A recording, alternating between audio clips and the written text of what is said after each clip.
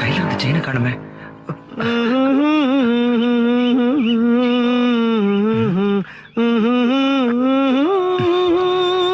Excuse me.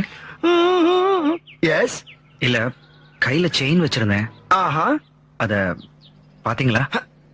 கையில chain வச்சிருந்தேன் பாத்தீங்களாவா? What nonsense you are talking about me?